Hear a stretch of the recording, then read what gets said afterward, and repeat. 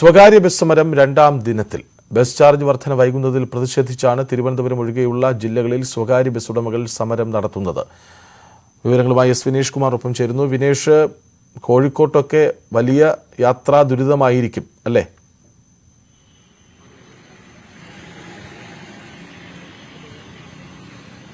കൃഷ്ണരാജ്, തീർച്ചയായും കോഴിക്കോട് പോലുള്ള പ്രത്യേകിച്ച് മലബാർ മേഖലയിൽ സ്വകാര്യ ബസ്സുകളെ ആശ്രയിക്കുന്നവരാണ് നല്ലൊരു ശതമാനം ആളുകൾ. അത് വലിയ തോതിൽ തന്നെ ആളുകളെ ബാധിച്ചിട്ടുണ്ട്. ഞാനിപ്പോൾ നിൽക്കുന്നത് പുതിയ സ്റ്റാൻഡിലാണ്. ഈ ബസ്സുകളെല്ലാം തന്നെ രാവിലെ മുതൽ സർവീസ് നടത്തേണ്ട ബസ്സുകളാണ്.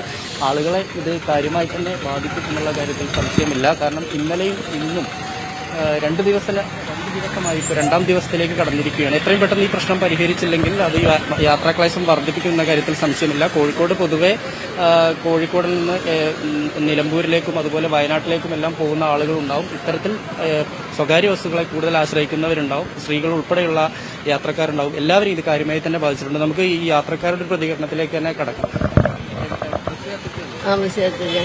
എടവണ്ണയ്ക്കാണ്. KSRTC കാണുന്നില്ല. വലിയ പ്രയാസം തന്നെയാണ്. ഇന്നലെയും നിന്നുകൊണ്ടാണ് യാത്ര ചെയ്തത്. അതിന്റെ പ്രയാസം വേറെ. അതുകൊണ്ട് തന്നെ സ്കൂളിലെത്താൻ ലേറ്റ് ആവുകയാണ്. ഇന്ന് എക്സാം ടൈമാണ്.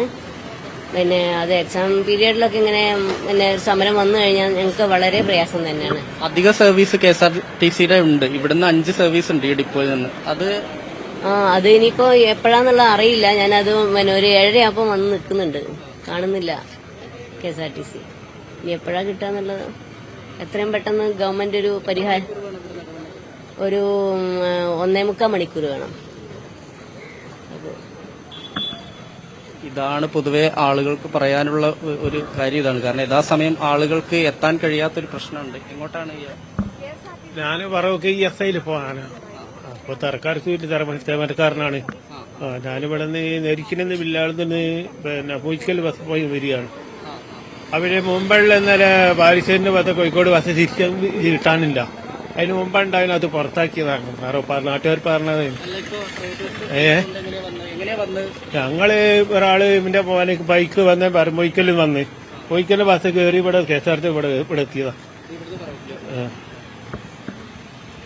ഇങ്ങനെ വലിയ ഒരു ക്ലേശം തന്നെയാണ് യാത്രക്കാർക്ക് ഉണ്ടായിരിക്കുന്നത്. കാരണം സ്വകാര്യ ബസ്സുകൾ, ഞാൻ നേരത്തെ കൃഷ്ണരാജ് സൂചിപ്പിച്ച പോലെ തന്നെ ഈ മലബാറിലെ പ്രത്യേകിച്ച് ഈ റൂറൽ മേഖലകളിലെല്ലാം തന്നെ KSRTCയേക്കാൾ കൂടുതൽ സർവീസുകൾ നടത്തുന്നത് സ്വകാര്യ ബസ്സുകളാണ്. ഇത് ജനങ്ങൾക്ക് വലിയ ഗുണവുമാണ്. പക്ഷേ ഈ ഒരു സ്ട്രൈക്ക് ഇനി ഇത് കൂടിക്കഴിഞ്ഞിട്ടുണ്ട്, ഈ സമരം കൂടിക്കഴിഞ്ഞാൽ വലിയ തോതിൽ തന്നെ യാത്രക്കാരെ ബാധിക്കും. ഇപ്പോൾ KSRTC 5 സർവീസ് അധിക സർവീസ് മാത്രമാണ് ഇന്നലെ നടത്തിയിട്ടുള്ളത് കോഴിക്കോട് ഡിപ്പോയിൽ നിന്ന്.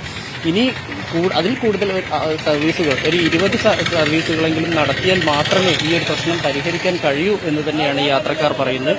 എന്തായാലും ബസ് കാത്തു നിൽക്കുകയാണ്. അത് KSRTC ബസ് ഇതിലെ കടന്നു പോകുന്ന ബസ് കാത്തു നിൽക്കുകയാണ് ആളുകൾ. പല ഭാഗങ്ങളിലേക്കും സ്വകാര്യ ബസ്സുകൾ പോകുന്ന ഭാഗങ്ങളിലേക്ക് KSRTC പോകുന്നില്ല. അവിടേക്ക് ആളുകൾ ഓട്ടോ. വിനേഷ് കുമാർ, പരീക്ഷയാണ്. പലരും കാത്തു നിൽക്കാൻ തുടങ്ങിയിട്ട് സമയമേറെയായി. ബദൽ ക്രമീകരണം ഒരുക്കും എന്ന് സർക്കാർ പറഞ്ഞുവെങ്കിലും, ഗതാഗത മന്ത്രി പറഞ്ഞുവെങ്കിലും അത് വേണ്ട വിധത്തിൽ വിജയിച്ചില്ല എന്ന് വേണ്ടേ കരുതാൻ. സ്വകാര്യ ബസ് ഉടമകൾ നടത്തുന്ന സമരം ജനങ്ങളെ സാരമായി ബാധിക്കുന്നുണ്ട്.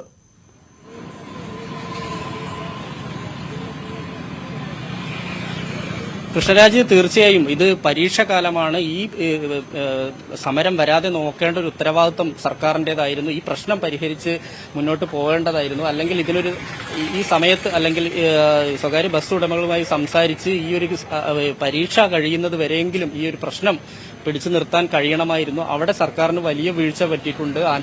ഗതാഗത മന്ത്രി ആന്റണി രാജു ഉൾപ്പെടെയുള്ളവരുടെ ഭാഗത്തുനിന്നുണ്ടായിരിക്കുന്ന ഏറ്റവും വലിയൊരു വീഴ്ചയായി കാണണം. കാരണം കുട്ടികൾ കോവിഡ് കാലം കഴിഞ്ഞ് കുട്ടികളൊക്കെ സ്കൂളിൽ പോകുന്ന സമയമാണ്. അങ്ങനെ ആദ്യം 2 വർഷത്തിന് ശേഷം പിന്നെ നടക്കുന്ന പരീക്ഷയാണ്. സ്കൂളുകളിൽ പരീക്ഷ നടന്നിരുന്നു, ആ സമയങ്ങളിൽ നടന്നിരുന്നു. എങ്കിൽ പോലും മുഴുവൻ കുട്ടികൾക്കും പരീക്ഷ നടക്കുന്ന ഒരു സാഹചര്യമാണുള്ളത്. ഇതെല്ലാം തന്നെ പരിഹരിച്ച് അല്ലെങ്കിൽ ആ കുട്ടികൾക്ക് യഥാസമയം സ്കൂളിൽ എത്തുന്നതിന് വാഹന സൗകര്യം പൊതുവെ സ്വകാര്യ ബസ്സുകളെ തന്നെയാണ് ആശ്രയിക്കുന്നത്. അതെല്ലാം തന്നെ തിരിച്ചടിയായിരിക്കുകയാണ് ഈ സംഭവത്തോടു കൂടി. ഈ 2 ദിവസത്തിനകം അല്ലെങ്കിൽ ഈ 2 ദിവസമായിരിക്കുന്നു. ഇതിനി അടുത്ത ദിവസങ്ങളിലേക്ക് ഈ ഒരു സമരം പോവാതെ പരിഹരിക്കാൻ കഴിഞ്ഞില്ലെങ്കിൽ ഇത് കൂടുതൽ ആളുകളെ ബാധിക്കും. ശരിയാണ്. തിരുവനന്തപുരം ഒഴികെയുള്ള ജില്ലകളിൽ സ്വകാര്യ ബസ് സമരം സാരമായി ബാധിക്കുന്നുണ്ട്. പരീക്ഷാകാലത്ത് കുട്ടികൾക്ക്, അധ്യാപകർക്ക്, രക്ഷിതാക്കൾക്കൊക്കെ സ്കൂളുകളിലേക്ക് എത്താൻ കഴിയാത്തത്ര വിധം ദുരിതമുണ്ട്. ബദൽ ക്രമീകരണം ഒരുക്കുമെന്ന KSRTCയുടെ വാഗ്ദാനം എത്ര കണ്ട് വിജയിച്ചു എന്ന് പറയാനുമാകുന്നില്ല. പക്ഷേ മന്ത്രി പറഞ്ഞ ഒരു കാര്യം ശ്രദ്ധേയമാണ്. ബസ് ചാർജ് വർദ്ധിപ്പിക്കും, പിന്നെ എന്തിനാണ് സമരം എന്നാണ് മന്ത്രി ചോദിച്ചത്. വിവരങ്ങൾ നൽകുകയായിരുന്നു എസ് വിനേഷ് കുമാർ കോഴിക്കോട് നിന്ന്. മറ്റൊരിടവേള.